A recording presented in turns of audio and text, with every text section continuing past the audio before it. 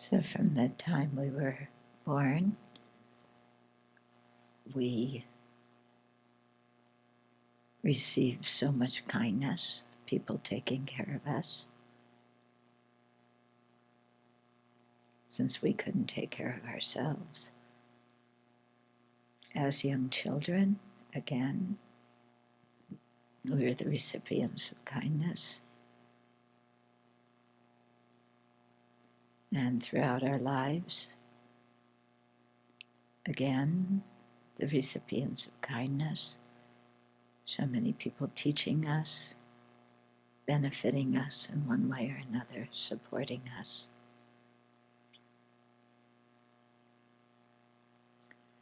And so it only makes sense that we reciprocate that kindness and make that a real strong point in our life. Make that a strong value, something that we try to live by and are mindful of as much as possible, to show kindness to others, to do what is beneficial for them in the long run.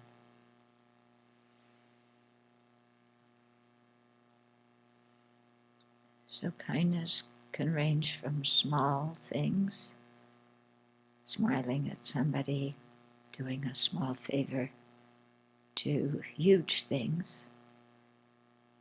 It can range from short-term benefit to long-term benefit. But the more we open our eyes to the kindness we receive from others, then the more naturally the wish comes to be kind to others, ourselves.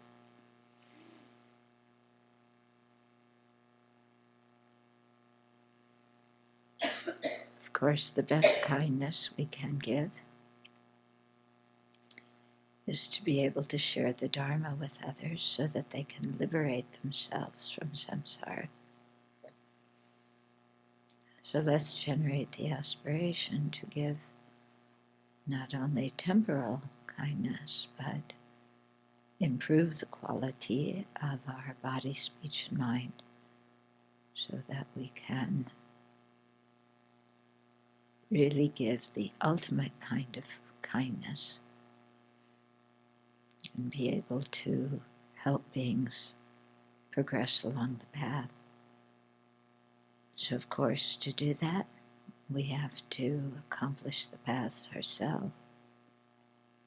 And for that reason, we generate the bodhicitta, aspiring for full awakening.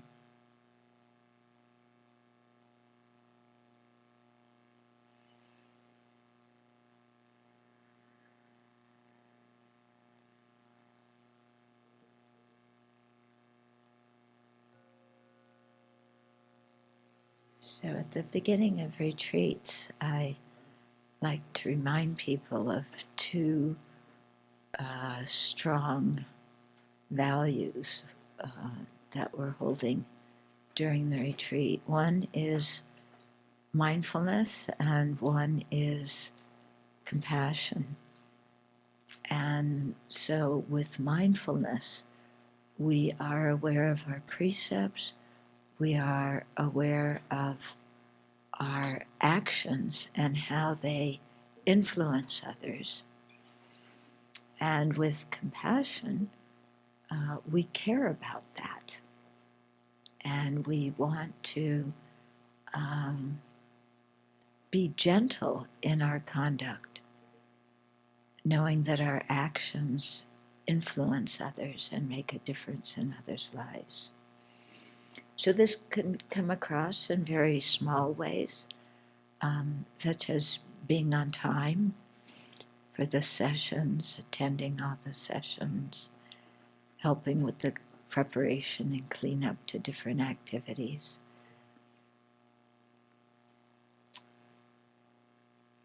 And just, in general, being aware of how our behavior is affecting others. So I often tell people that you can tell what kind of Buddhist center it is by the way people arrange their shoes. Yeah.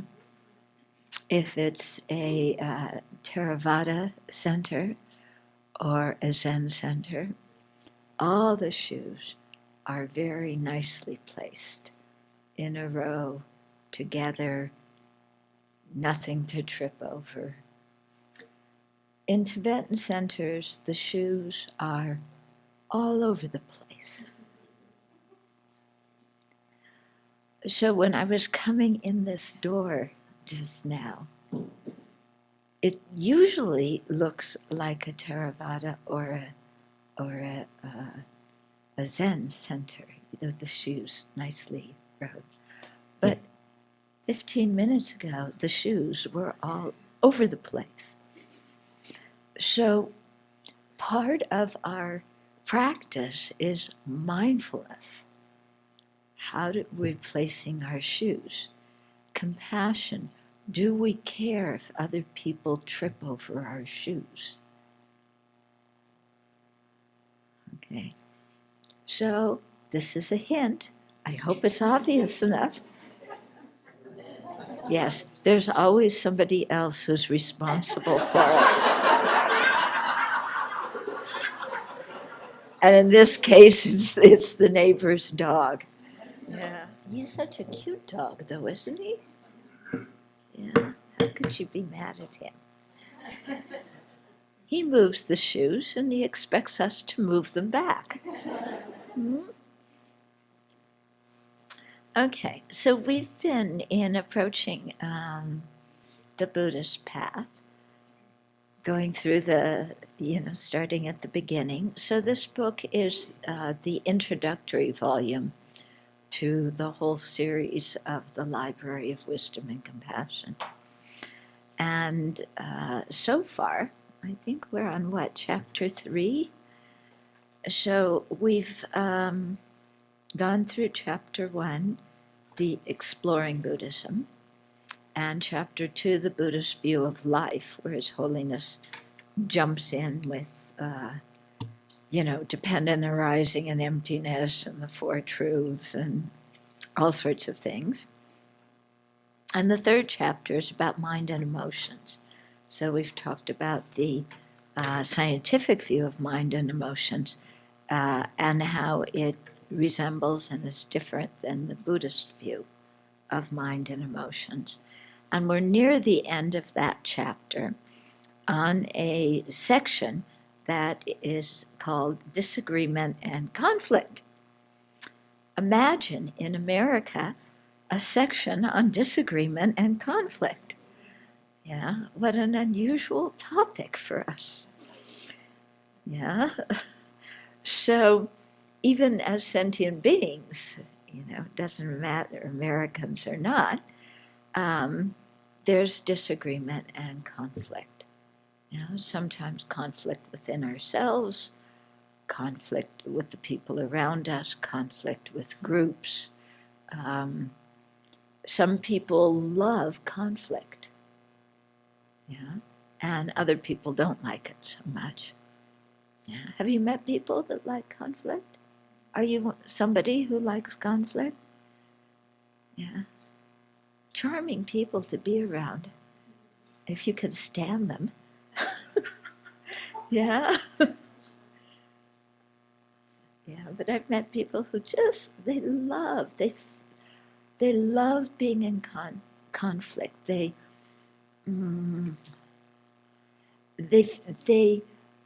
get their own identity by pushing back against others. Yeah, and they feel their own power by, creating conflict and pushing buttons and being uncooperative and so on. So I know it's none of you people who are like that. It's always other people, right? But it's a good thing to look at, just in case maybe we have the tendency to perpetrate disagreement and conflict, and actually even like it, Gee, I know how to push somebody's buttons and get their attention and then play innocent. Yeah? Okay, so this section is quite interesting because His Holiness speaks personally, and also there's some sutra quotations that talk about this. Okay, so His Holiness says, disagreements always arise among sentient beings. How true. Yeah, some people come to the monastery, they think there's never going to be any disagreements here. Yeah, these people wear the same clothes, they have the same hairdo, they get along. Yeah. Actually, in a monastery, you wind up living with people that you would normally not speak to on the outside. Yeah. Seriously. Yeah. Because you have the same spiritual yearning and religious beliefs doesn't mean that you're going to get along on a day-to-day basis. Because we bring all of our garbage in with us, don't we? And it becomes quite apparent as much as we try and say it's other people's faults. As you listen to the teachings more and more, then you realize you can't escape it, that it's coming from our own mind. Okay, so differences in views and opinions are potentially positive and can be a source of progress. Yeah, we can bring new ideas, new perspectives in when we have differences in views and opinions, and that can be quite good if we're open and we're curious and we want to listen. However, when we are attached to our ideas, attached to our possessions, attached to our status, attached to who we think we are and how other people should treat us, then, these disagreements may lead to violence or oppression. Very true, isn't it? For this reason, it is important to remember that we are all part of the human community. We need each other. We depend on each other. Every day, this is His Holiness speaking, every day I have disagreements within myself as an individual. In the morning, I believe one thing is right, and after further investigation, by the evening, I have discovered that another course of action is better. Yeah, so maybe he goes from a wrong consciousness or doubt inclined to the wrong conclusion up to a correct assumption or an inference, but changing his mind and his perspective. So this change does not cause confusion, and I can manage this disagreement within myself. Similarly, if we see ourselves as one human community, one organism, then we can tolerate differing opinions and learn together. We should listen to others' ideas and investigate their reasons, as well as share our experience and knowledge. Okay?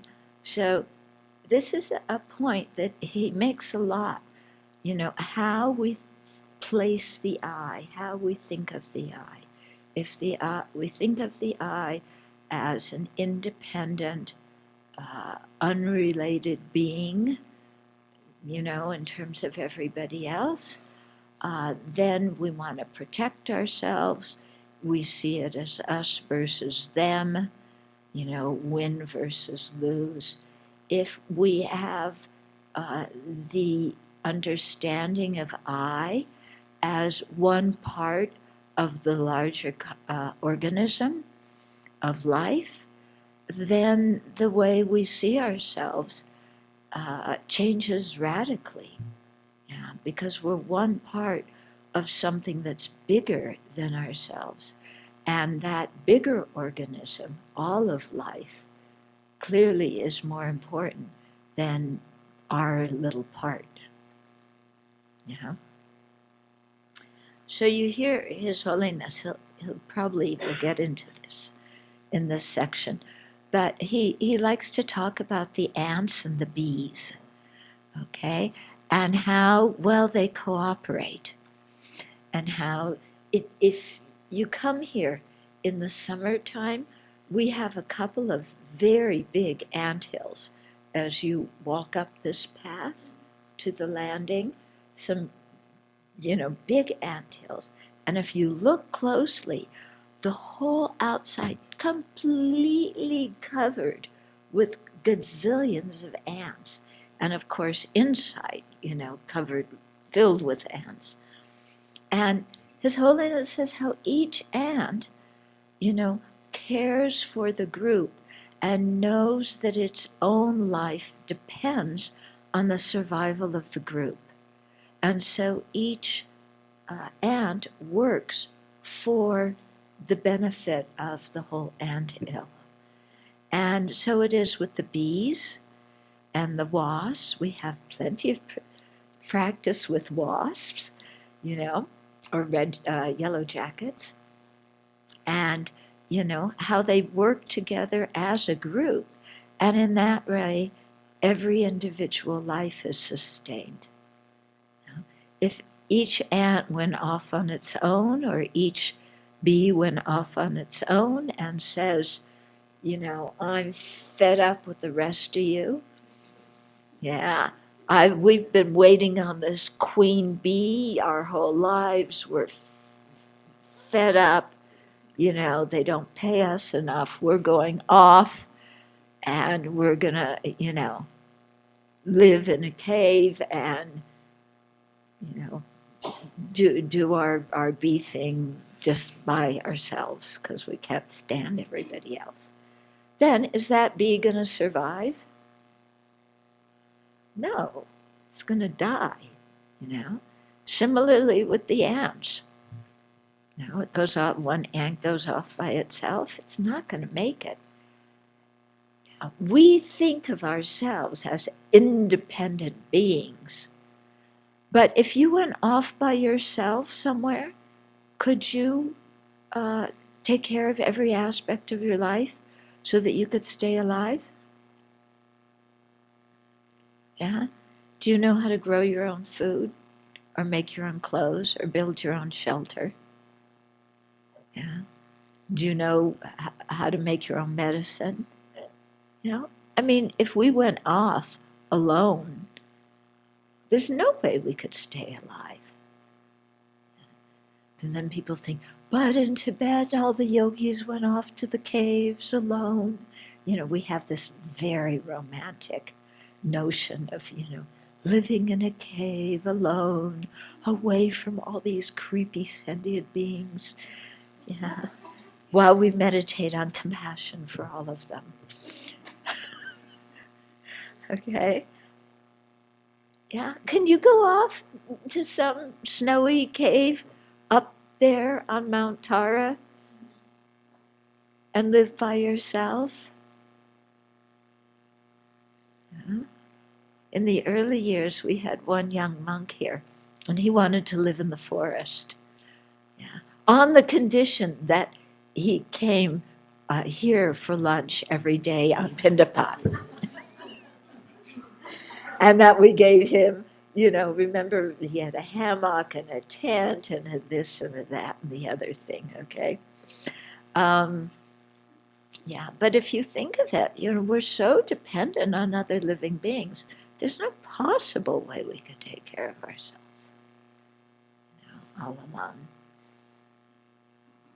So what His Holiness is getting us to think is, instead of seeing ourselves as, me and I'm separate and I've got to stand up for my rights, is like, hey, we're all part of a group, and the group lives and the group dies together, basically. Civilizations rise, civilizations fall, due to what is happening with the whole group. Yeah? And we're all part of that group.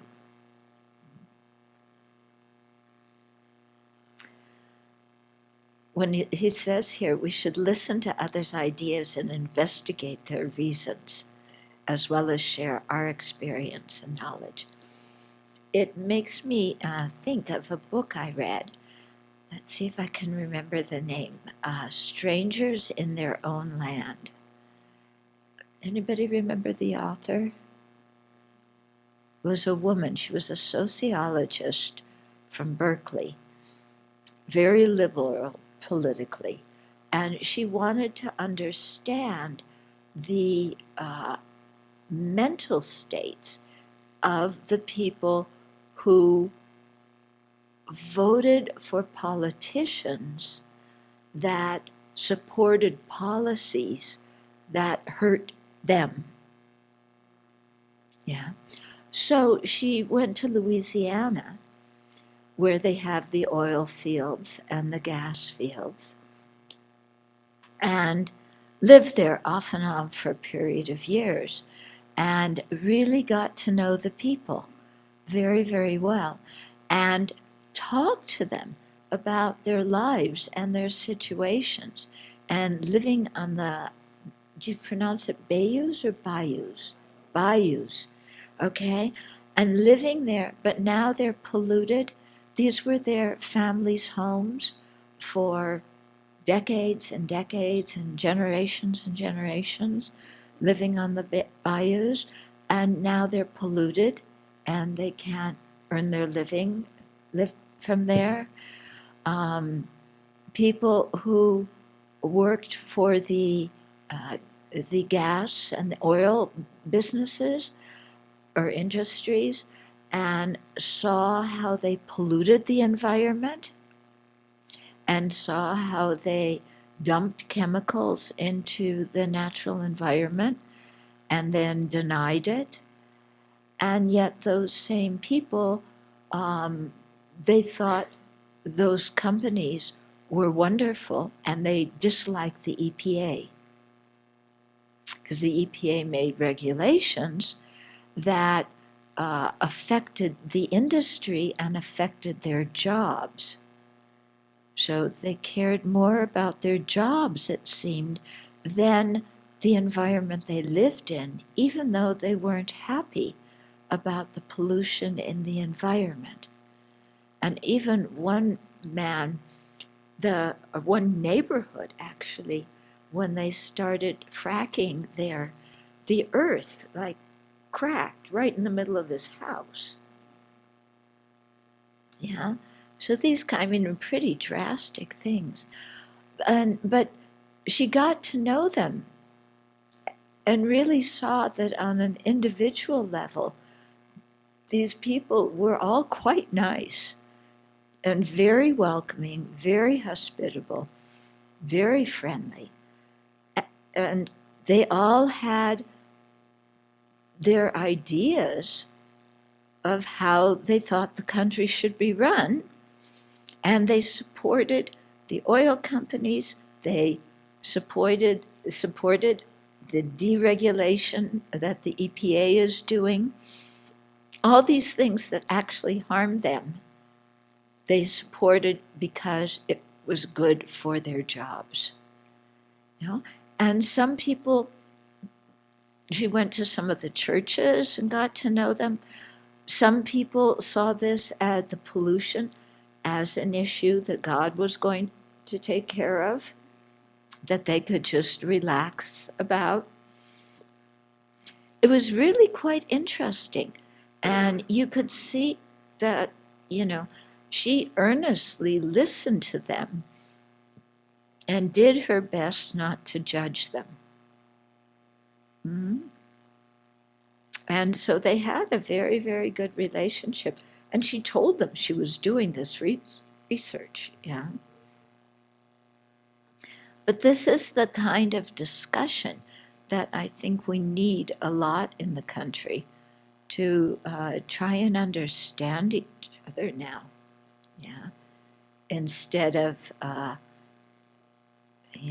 getting into identity politics and, our little groups that we stick with and put ourselves juxtaposed to other groups. So it's good to do in society with people who have different views, but also in a group like this, I'm sure people have different views too. Sorry, I have the hiccup, so you got to live with it. Yep. But it's an excellent book. I really recommend it.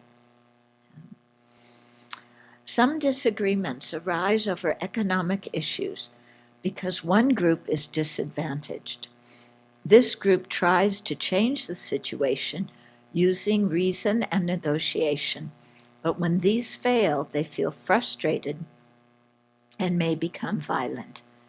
If we look at the situation through a narrow lens, that violence may seem useful.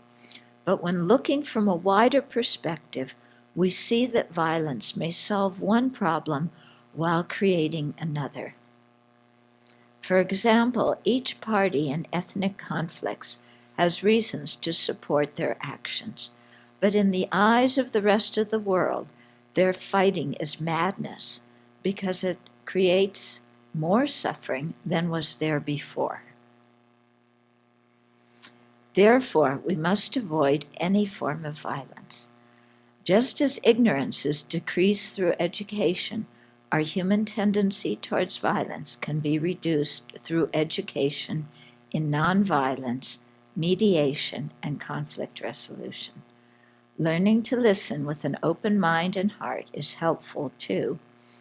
Often other people's anger dies down when they feel that someone hears their concerns and understands them. I was reading about the situation in Yemen.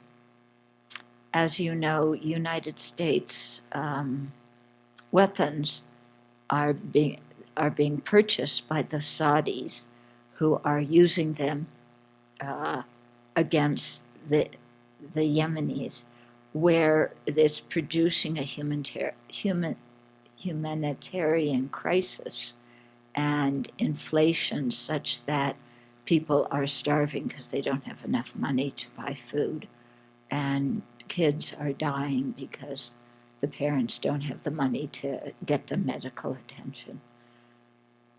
And there was one picture of some of the fighters, and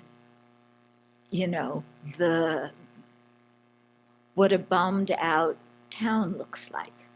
So it doesn't matter. This was a picture in Yemen. You've seen the same things in Gaza. You've seen the same things in Syria. What a town looks like when it's been bombed. And I always look at these pictures and I think, human beings work together to create these buildings and to create schools and hospitals and, buildings that were there to make life better for people. And now those very same human beings are destroying what they themselves built. And if that isn't craziness, it's really insanity. We build something and then we tear it down. Now, of course, you say, well, the other people tear it down. But if we see it as one human group, one human family, we harm other parts of our own human family for no real purpose. It makes the economy worse. Food is scarce. medical treatment is difficult, you know. People don't benefit from war, although the weapons industry makes a lot of money. Yeah. But aside from that, nobody really benefits. And yet, here we are throughout human history killing each other. Yeah? And I, as a child just growing up, I could never understand this. It never made any sense to me. And I really thought adults were rather crazy, stupid. You know, it just, the way they were acting didn't make any sense. And it still doesn't make sense. Okay? And we're still doing it. And it's so easy to say they, you know, and blame the government or blame somebody else. But all of us in our own little world, yeah, we may not drop physical bombs on each other, but we get locked into our own view. Yeah? We want to retaliate. We want to harm somebody else. Yeah? So we may not, you know, belong to the governments that are doing that or the terrorist organizations that are doing it, but the mental state, yeah, of my side first, my side only, you know. I mean, that's the core of the self-centered mind, isn't it? And look where it gets us. Okay. And I also remember His Holiness once talking about this and saying war is old-fashioned. I never knew it was once in fashion. Yeah, but he says it's old-fashioned, you know. We have to go beyond that because it isn't a satisfactory way to resolve conflict. In the same way that in our own little worlds, how we cause conflict with the people that we live with or get hooked into conflict with them, that digging in our heels, you know, or wanting to retaliate or closing our ears, you know, doesn't help the situation at all. And that's something we can do something about. It's really quite amazing when you think about it. Yeah? We're supposed to, human intelligence is something so amazing. I mean, we can send something to the moon. I don't know how human beings send things to the moon. I don't understand it. I could never do that. But we can't seem to be able to resolve our problems in a peaceful way. Yeah. So, I don't know. So to me, that just shows why Dharma is more important than technological advancement. Yeah. Because if we have a lot of technological advancement, but no ethical conduct and no compassion, then it's no use. Yeah. Sometimes we may think that a situation is unjust and want to strike out or rebel. But looking from a wider angle, we note that aggression will bring many complications and that other ways to deal with the difficulties exist.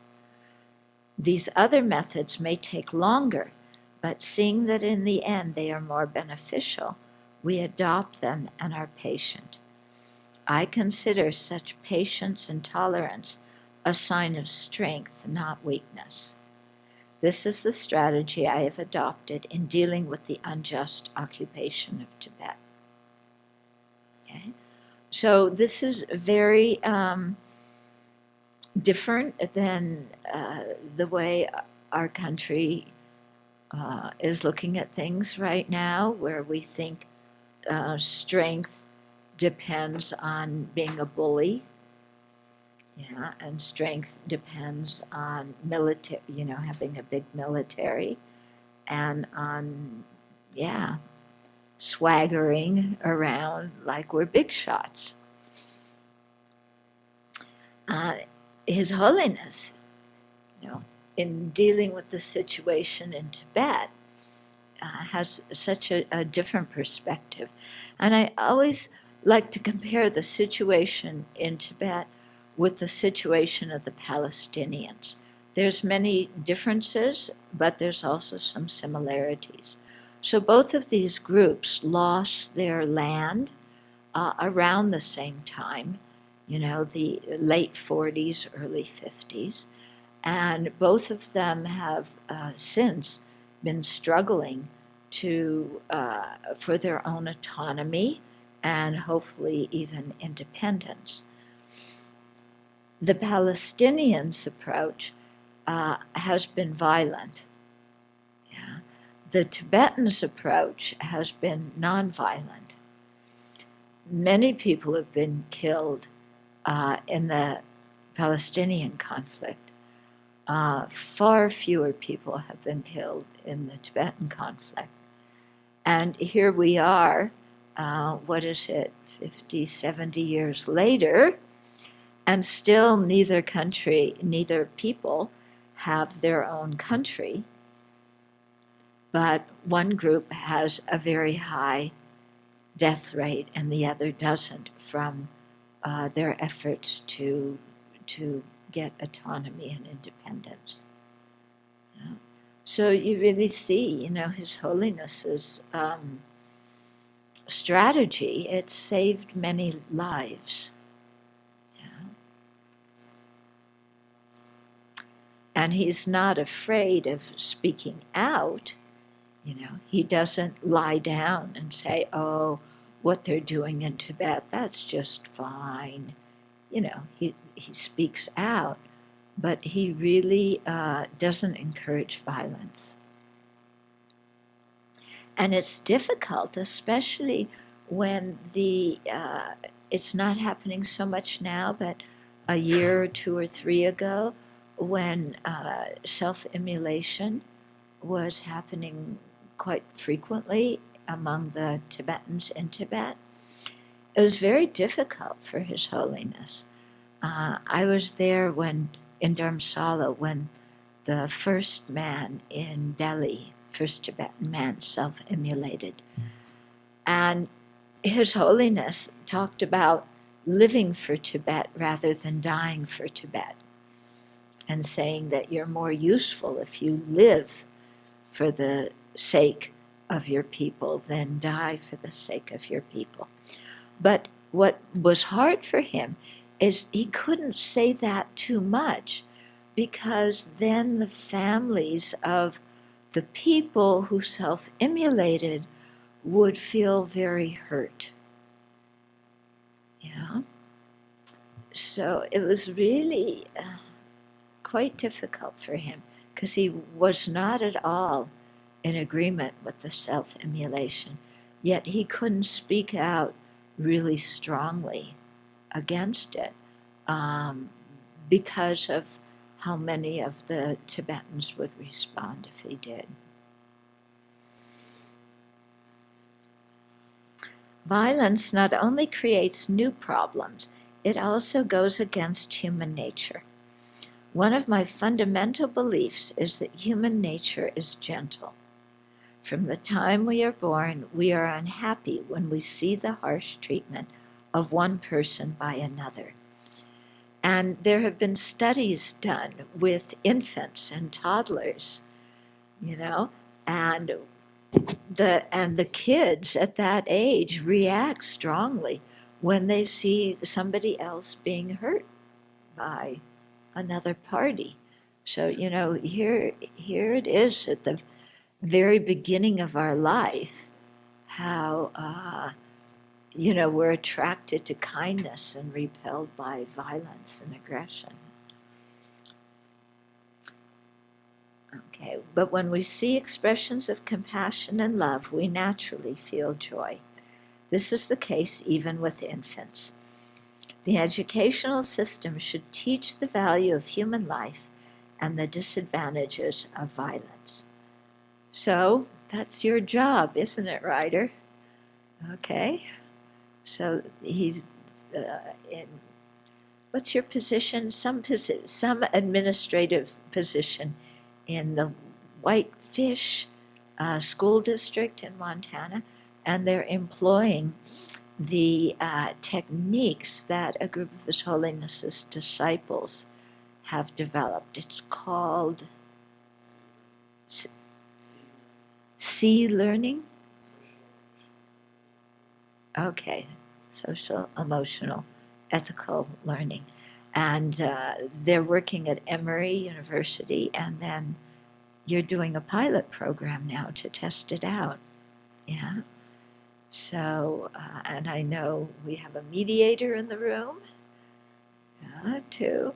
So there's lots of people here who are really doing work in that kind of direction. Yeah, you are too, Christian. So, yeah, maybe we need to get all of you together in a room and put a sign outside that says, these people are keeping silence, don't bother them, and then you can talk inside.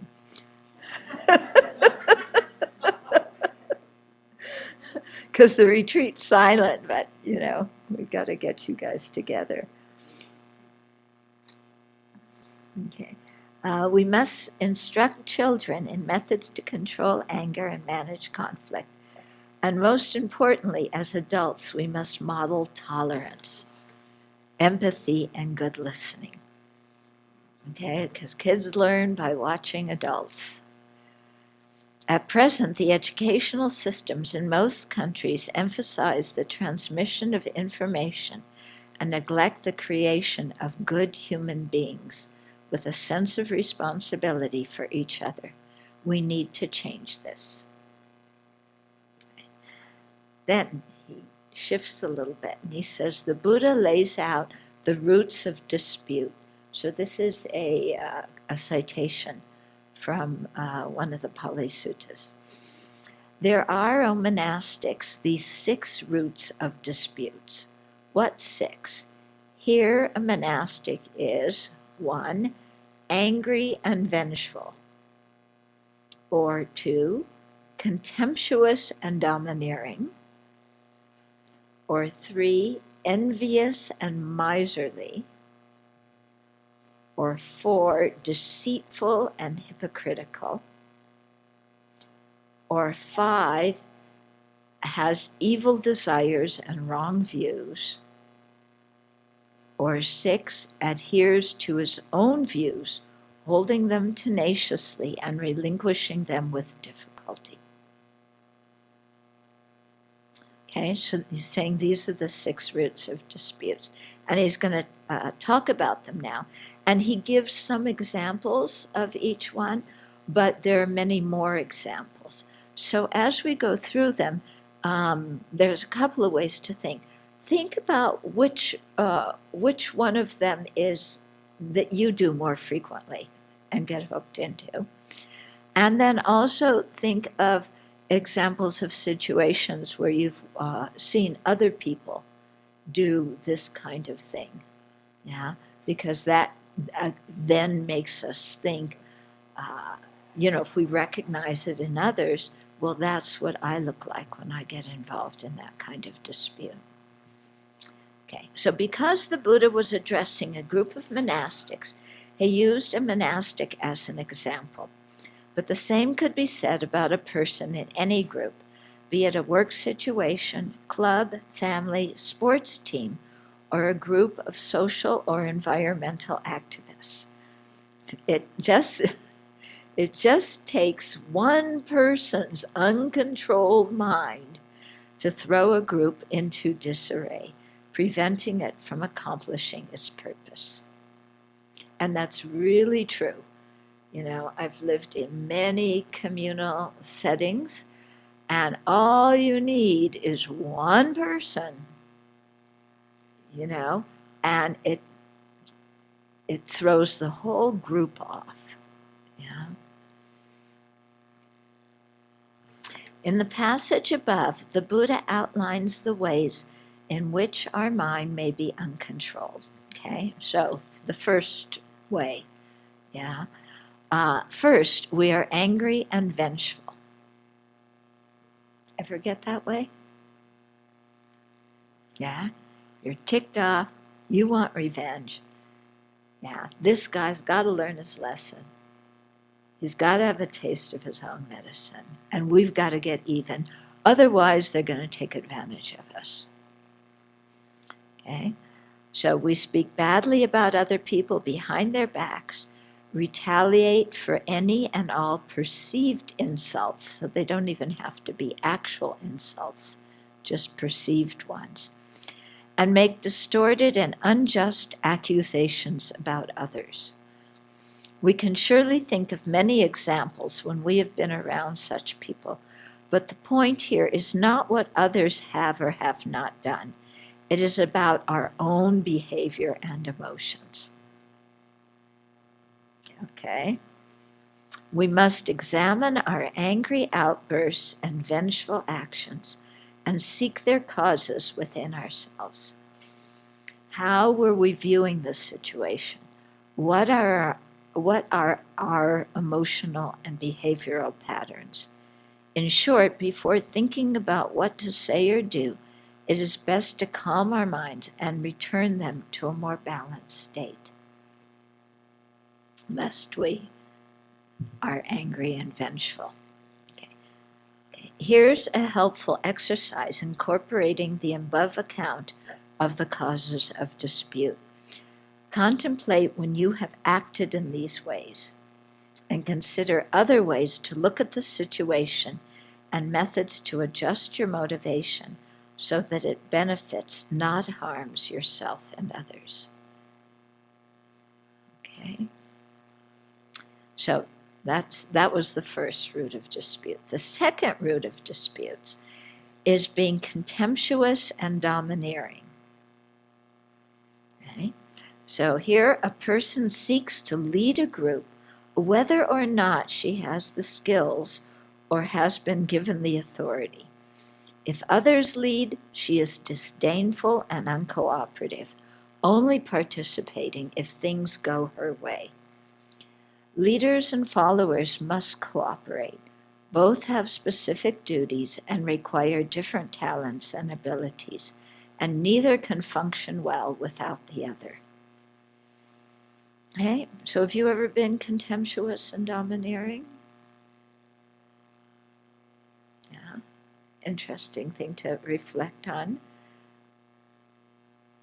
Yeah, we want to control other people, or even other people have, either we want the authority and we're resentful because we don't have it, or other people have the authority and we resent their power and authority. Okay.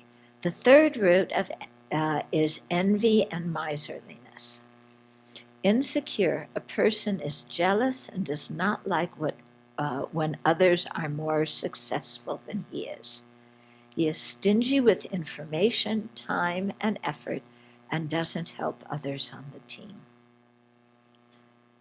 Okay? Are you ever like that? Yeah? Jealous, not liking when other people are more successful than you are, or know more than you are, or can sit in meditation longer than you can, or have memorized more than you have, or have nicer robes than you have, or who knows what. We can get envious and miserliness over miserly over just about anything. Okay, so the fourth is being deceitful and hypocritical. Ever been that way? People who lie and are dishonest are difficult to trust and therefore difficult to work or live with. They say one thing but mean another. Their speech is for their own benefit without consideration of the situations or feelings of others.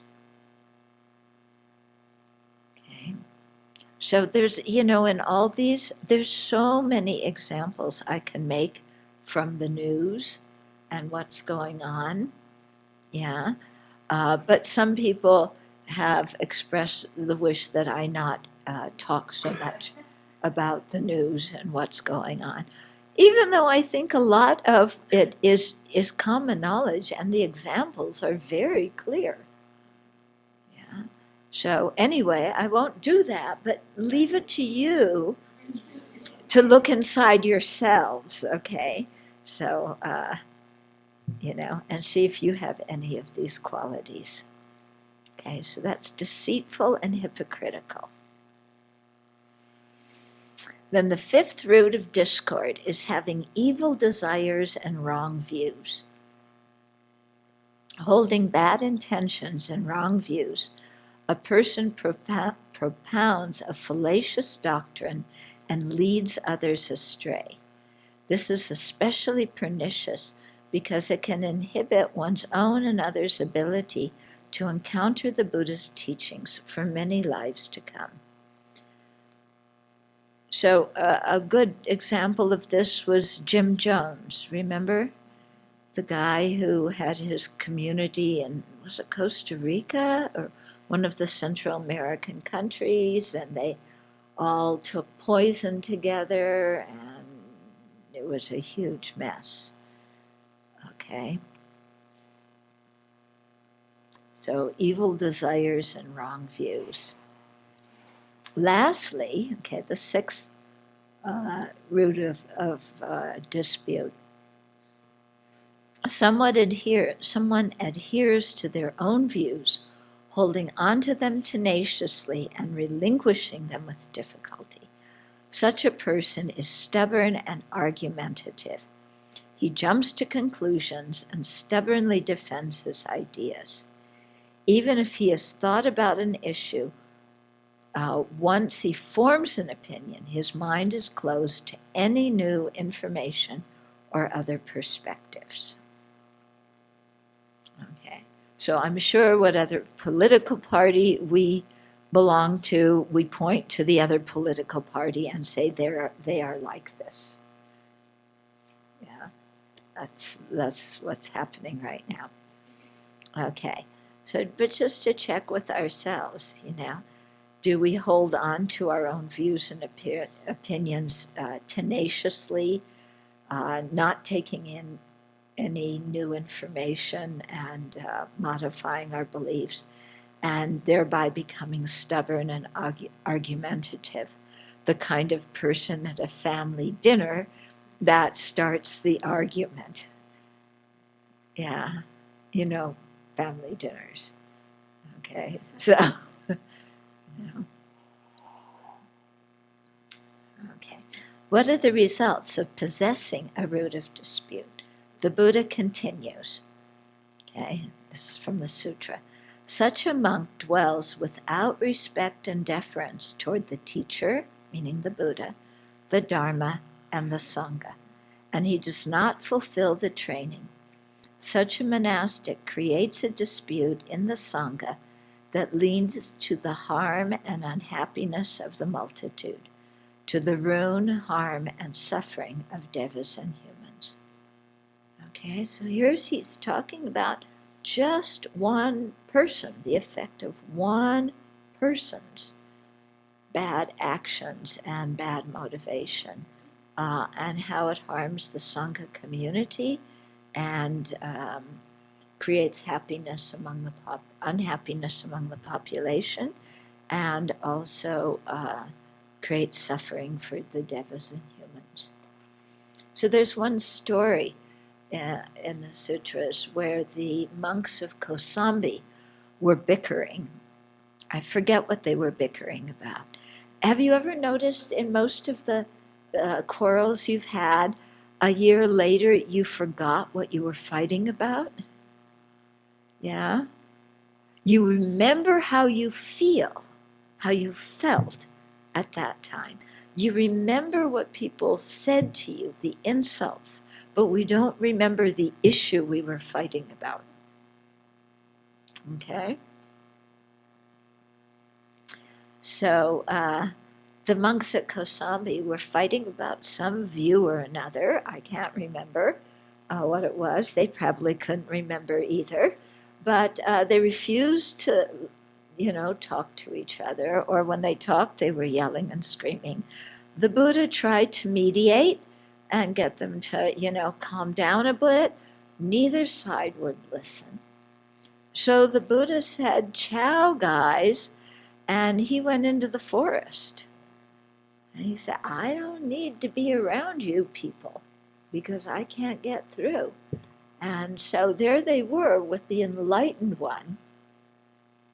And their own anger and dispute made it impossible for them to even hear what the Buddha was saying to them. They couldn't listen to the enlightened one's advice, let alone any ordinary being's advice. So you can see how entrenched the stubbornness was, and how strong the anger was, and how totally self-sabotaging and detrimental it was.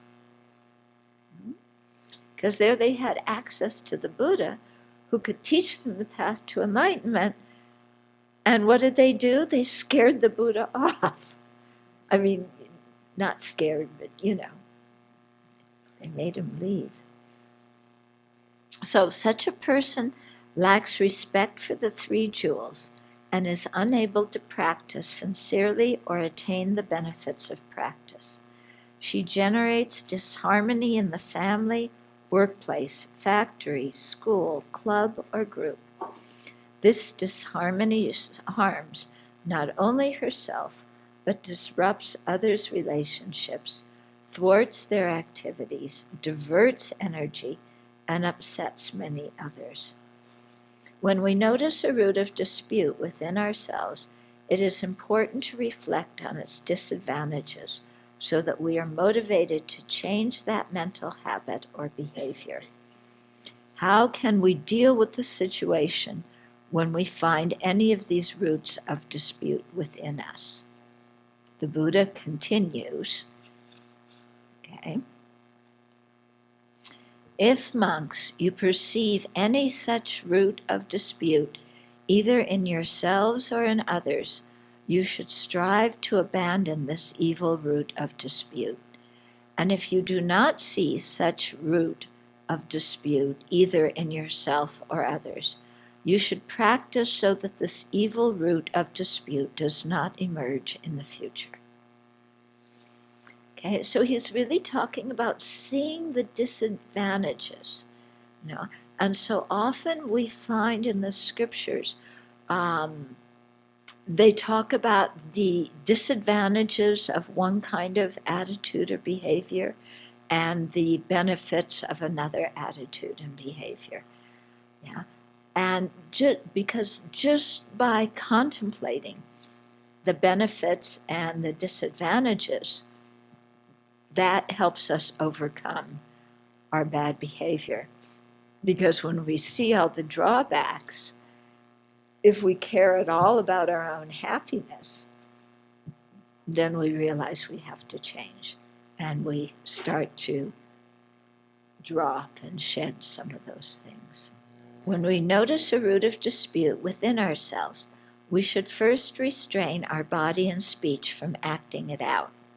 Okay. So first thing, don't harm others physically or verbally.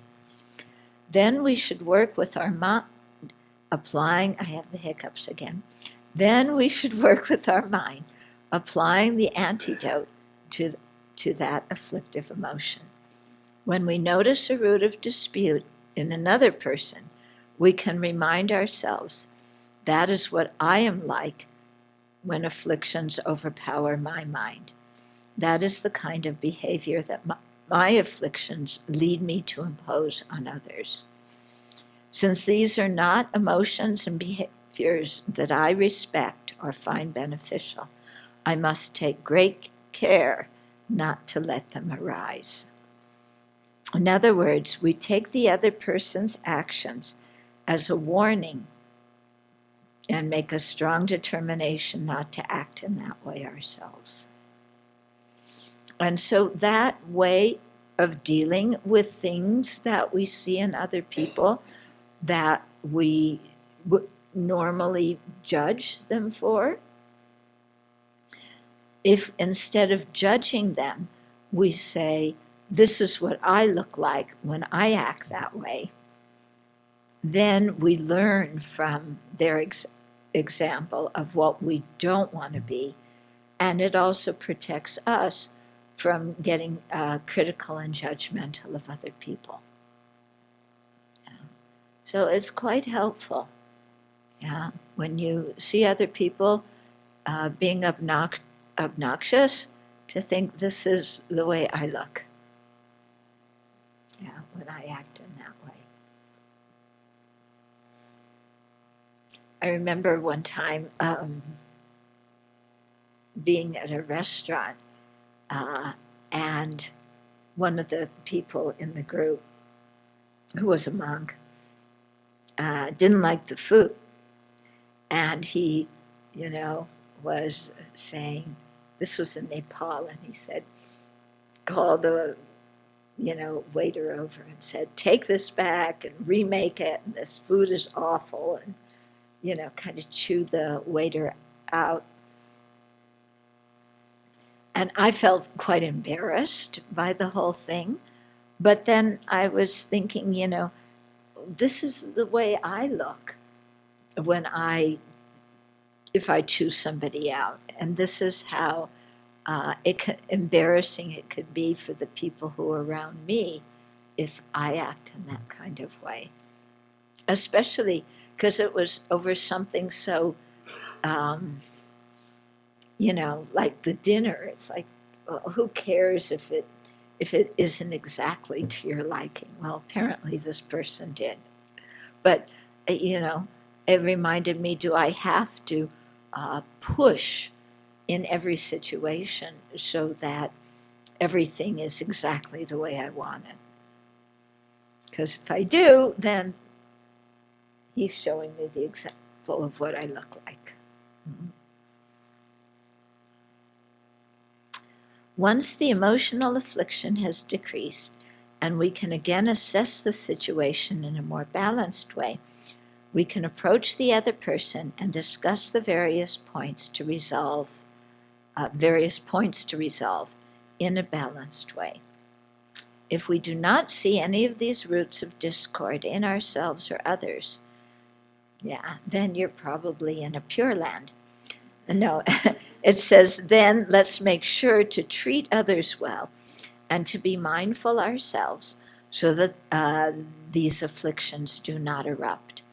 Expressing our gratitude to our colleagues, family members, friends, associates, or others in the group, telling them how much we appreciate their kind actions and reasonable behavior, is good to do as well. So often people express their feelings and thoughts only when they're unhappy. But this is a good opportunity to train ourselves in cultivating and expressing appreciation for others. Praising others for their good qualities gladdens their minds, further strengthens the harmony in the group, and makes us feel good as well. So one of the auxiliary bodhisattva precepts is to praise those who are worthy of praise. Yeah. Have you ever found it difficult to praise somebody?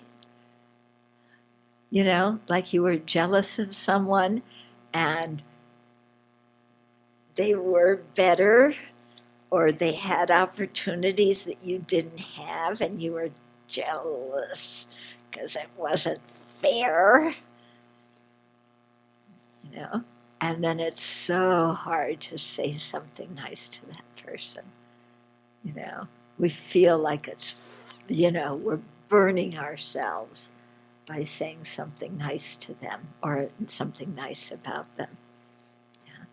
But this is exactly what the Buddha is recommending we do. Yeah. Because what's the alternative? We stay stuck in our jealousy and resentment. Yeah, where does that get us? Yeah, we're jealous, we're resentful, we're angry, we're bitter, we blame somebody else, we hate them. Yeah, how does that benefit us? Yeah, it doesn't benefit us one iota.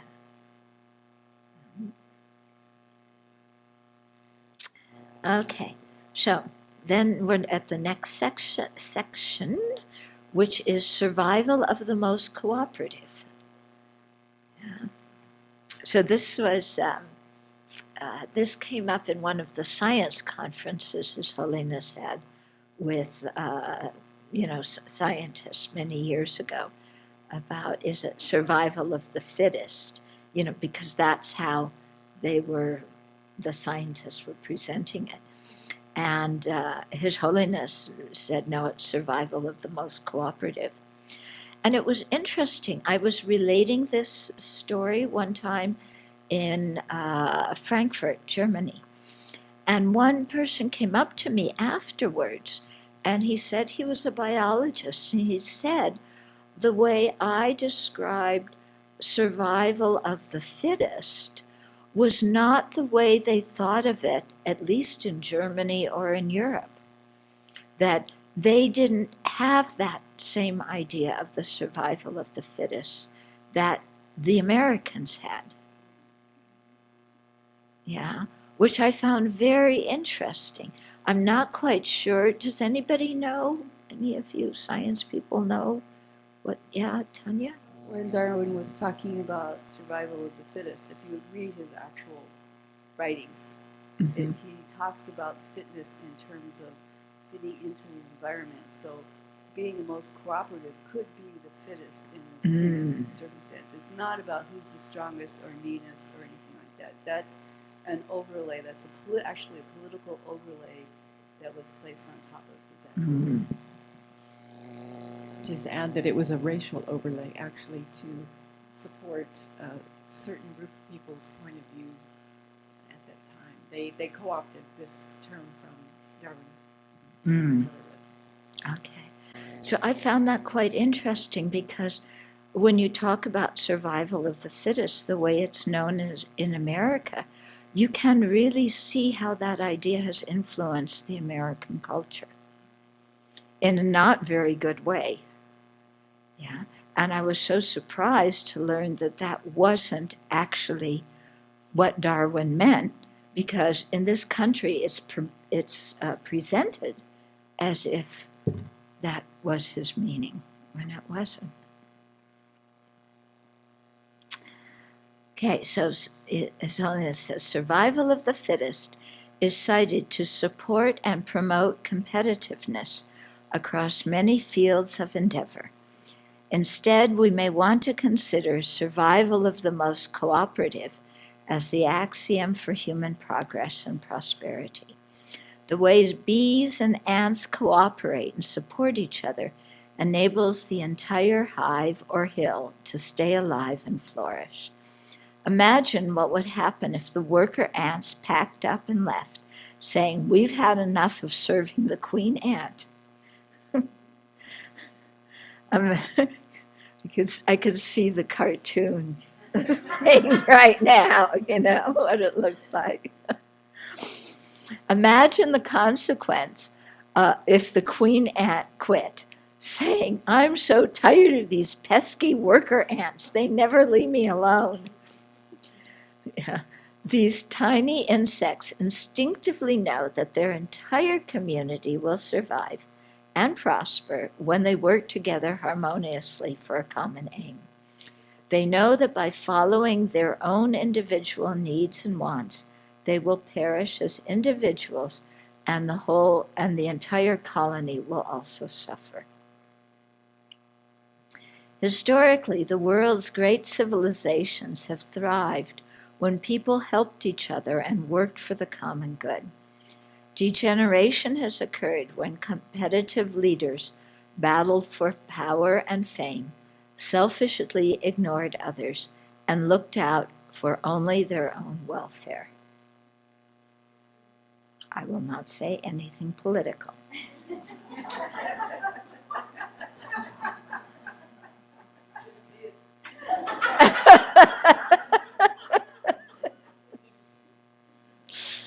We human beings are dependent on each other just to stay alive.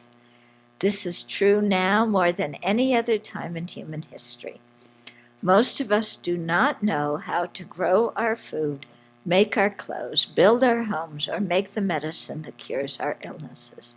We depend on others, and each of us contributes to the common good in his or her own way. The global economy means that we influence each other dramatically. If we human beings use the model of survival of the fittest and try to procure more and better resources for ourselves individually or for just our own group, we will sabotage our personal happiness and endanger the existence of human beings on this planet. Self-centered concern not only harms others, but also harms ourselves. We are dependent beings. We exist in dependence on a multiplicity of other factors, most of which we have due to the efforts of others. The exaggerated sense of self-sufficiency is illusory, and it can and should be replaced by the wise acceptance of mutual interdependence. How true. Love and compassion are based on an understanding of interdependence. Bodhisattvas who aspire for full awakening meditate on interdependence to increase their understanding of the nature of reality, as well as to increase their altruism. In this way, they cultivate vibrant self-confidence that they can make a positive contribution to the welfare of others. The more genuine self-confidence we have, the less fear and anger will torment our minds. Especially when we pass through difficulties, compassion and altruism will sustain us. Okay, so here His Holiness is giving us a remedy across the board to deal with whatever comes our way. And especially in these times, so many people contact us saying, how do we keep an optimistic mental state given what's going on in the country and in the world? And here His Holiness is telling us. Okay? Contemplate interdependence. Develop self-confidence that you can make a positive contribution, and by virtue of interdependence, your contribution will positively affect many other people. In a world where actions of one individual can have far-reaching effects on many people. This book was written before the 2016 election. But sometimes I read it and I'm going like, wow, Okay, in a world where the actions of one individual can have far-reaching effects on many people, self-centeredness and ignorance can lead to great damage, while altruism spreads great good. When we cultivate care and concern for others, coupled with wisdom that can clearly analyze situations, we are more peaceful inside, and our actions to benefit others are more effective.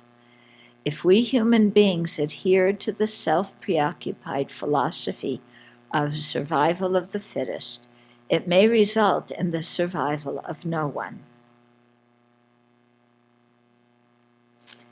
Having the attitude of survival of the most cooperative brings more individual well-being as well as the survival of our species. And then there's some questions for reflection. Yeah. So 1, imagine understanding the perspective of someone who has harmed or threatened you or whom you consider an enemy. 2, imagine having compassion, not pity, for the mental and physical difficulties that person has undergone and will undergo in life. 3, look at the situation with the eyes of wanting that person to be free from their suffering and to have happiness. After all, if they were happy, they wouldn't be doing the things you find distressful. And 4, imagine speaking to that person with kindness, clarity, and balance. Okay? Good homework assignment. Okay? So do that in one of your meditations this weekend. Okay? Really do that. Okay, any other questions or comments? Would you please elaborate more on what it means to speak of balance? Balance? I see balance as, well, balance. You're not at this extreme, you're not at that extreme, you're not emotionally like, oh, I'm so happy, or, oh, this is so terrible, but there's an evenness and equanimity in your life and in your responses to things that you encounter. A mind that doesn't grab on to every situation as this is some truly existent, important thing, either extremely good or extremely bad. So the mind that doesn't grab onto things like that. And I actually see one major aspect of my Dharma practice is just trying to be a balanced person. Yeah. Because if I'm not a balanced person, then, nothing's going to turn out well.